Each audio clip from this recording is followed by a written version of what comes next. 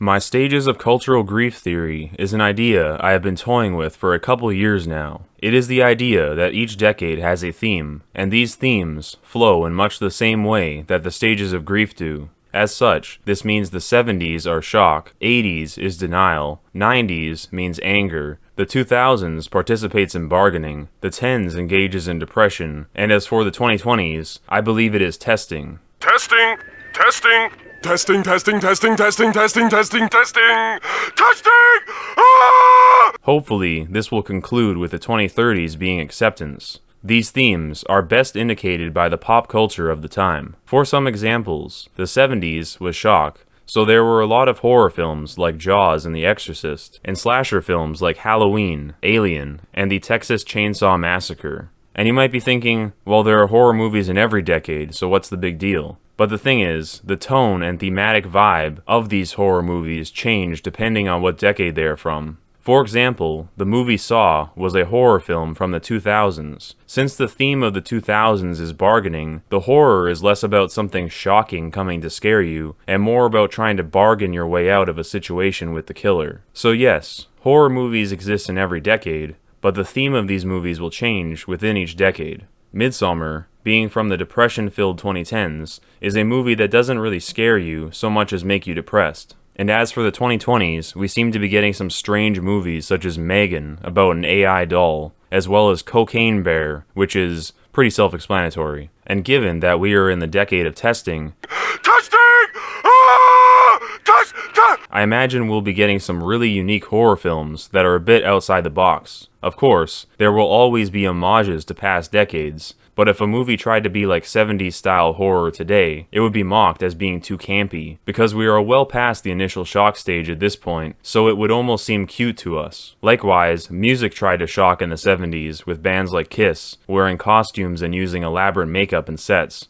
Notably, Alice Cooper was known as a shock rock musician, and we saw the emergence of not only metal music, but also punk rock and glam rock, all three of which in one way or another attempt to shock people. However, if you start a 70s style rock band today, it would seem rather corny. Look no further than the reactions to the band Ghost, to see just that. They dress all satanic and play music reminiscent of Blue Oyster Cult, but a lot of people just find them a bit cringe, honestly. The 70s was a time where it was actually shocking to sing about the devil and wear extravagant costumes. Even in the 80s, it was controversial enough for Dee Snider of Twisted Sister to be brought to court over it. But by the 2010s, a band like Ghost just makes people yawn. And in the 2020s, you even have people like Sam Smith trying to shock people with satanic and grotesque imagery. But we are so far beyond the shock stage that the transgressive nature of something like this has lost all its artistic merit. Now, it is simply boring and distasteful. Sam Smith playing an award show in this manner just shows how normalized this has become.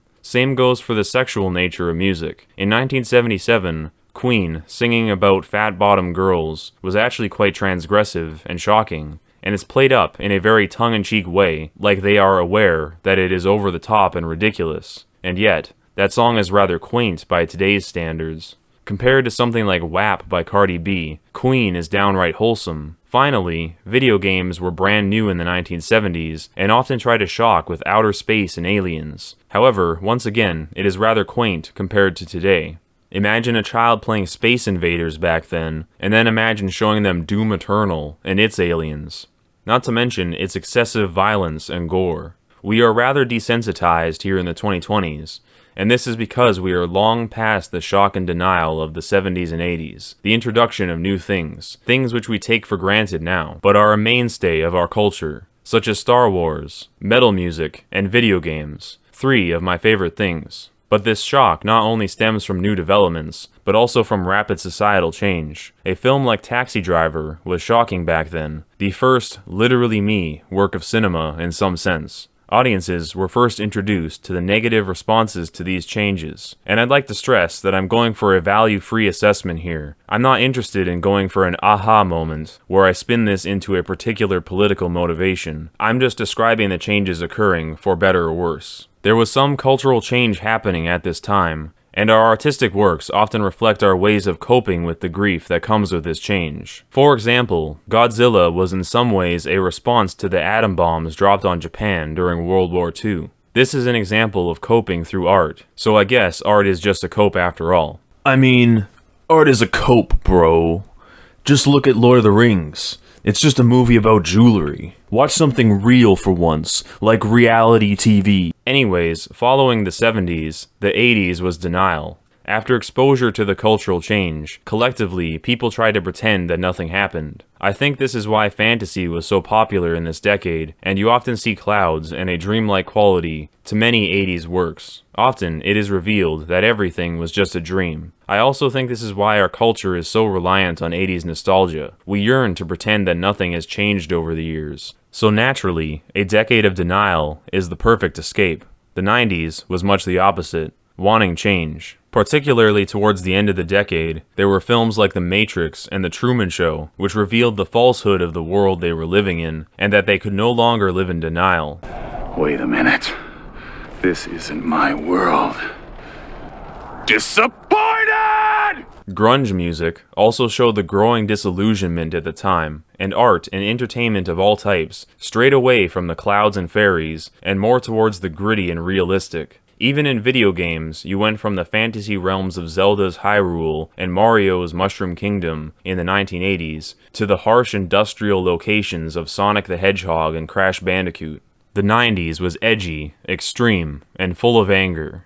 The 2000s, on the other hand, was a mixed bag. In some sense, it was a bizarre mix of the 80s and 90s, trying to find some equilibrium between them. The bargaining stage I would describe as playing God. So Jim Carrey goes from Truman to being Bruce Almighty. Superhero movies also became popular in this decade, and we saw the birth of the Marvel Cinematic Universe, as well as the more gritty and dark Nolan Batman movies towards the end of the decade. Video games also allowed you to play God in this decade. From Grand Theft Auto, which let you use the world as your sandbox, to Little Big Planet, which let you craft your own levels. Music was a little weird in this decade. Life hasn't turned out quite the way I want it to be. Tell me what you want. And the 2000s is where everyone's favorite meme songs come from. These meme songs are almost always hybrids of rap and rock, from Bring Me to Life to All Star. Donkey. The early 2010s Depression era was one dominated by zombie TV shows and video games, but otherwise there isn't too much to discuss. The 2010s was a decade of stagnation. Most media from movies to music were just rehashes and reboots from previous decades, most especially the 80s, as people were nostalgic for better times. Even video games were pretty crummy. Personally, I think video games peaked around 2011, and since then, most games have turned into boring walking simulators, where half the game you are literally just moving from point A to point B, and the other half is spent watching cutscenes. On the bright side, we did get Dark Souls, which I think was a huge breath of fresh air for gaming, and given that there are many video essayists claiming that Dark Souls cure their depression, I would say this game is the light at the end of the tunnel as far as the dark age of entertainment goes. The 2020s is the era we are now in. It is the lowest point in some respects. We are at rock bottom. We must try new things. This decade has been testing us. I think that in some respects, this decade will be an unholy amalgamation of every single past decade and stage of grief combined. It is a liminal space, the lands between, a paradigm shift, a cosmic shake. It will be familiar, but also very different. Exciting things are to come, as we brush off this depression. I will state here that there is not a hard cutoff for these things. It's not as if on January 1st, 1990, everyone just decided to be pissed off all of a sudden. It's more like a spectrum of colors that bleed into each other. To sum this up succinctly, I will use the devil as a metaphor. Shock is the devil making his appearance. Satan laughing spreads his wings. Denial is pretending that he isn't there. Search your feelings, you know it to be true. Anger is realizing he is there.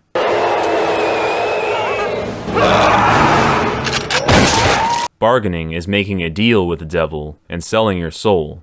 The stakes. My soul. An eternity of servitude. Depression is paying the price for this transaction and remaining soulless. I don't really care. I'm simply crestfallen. And testing is where we go from here, whatever we try to do, to move on from this loss and resolve our cultural grief. I propose this theory for a few reasons. There are numerous things I hear said about art that bug me. The first is that art is pointless, meaningless, or just dumb kid stuff. In other words, the Star Wars is just a Space Wizards movie intended for children argument. An argument that is intended to shut down any discussion about deeper things regarding media. I reject this wholeheartedly. The second is the cynical perspective, that it is all about money, that if you sincerely care about a work of entertainment and its cultural significance, then you are just this drooling consumer that claps like a seal for fan service, because at the end of the day, it's just about your wallet. I also reject this too. Third, that it is all predictive programming, and that we're just victims of brainwashing. I also reject this. Now don't misinterpret me. There absolutely are movies made specifically for kids, and art with very little substance. There are video games made solely for profit, with no effort towards anything artistic. And yes, there is music made with intent to subvert the minds of youth. But these outliers don't diminish the merit of actual artistry. Even when ill-intended actors behind a work of entertainment have a profit or political motive, or just make something pointless because they don't care about art, there is some other force pulling their strings, a daemon dictating their actions, a metaphysical underpinning that even these fraudsters and racketeers cannot escape. In other words, there are no meaningless pieces of art, even if they vary in quality. So I put forth this theory to state that art, and by extension, our lives, are immensely meaningful. Our acculturation continues, as we test solutions to our cultural grief.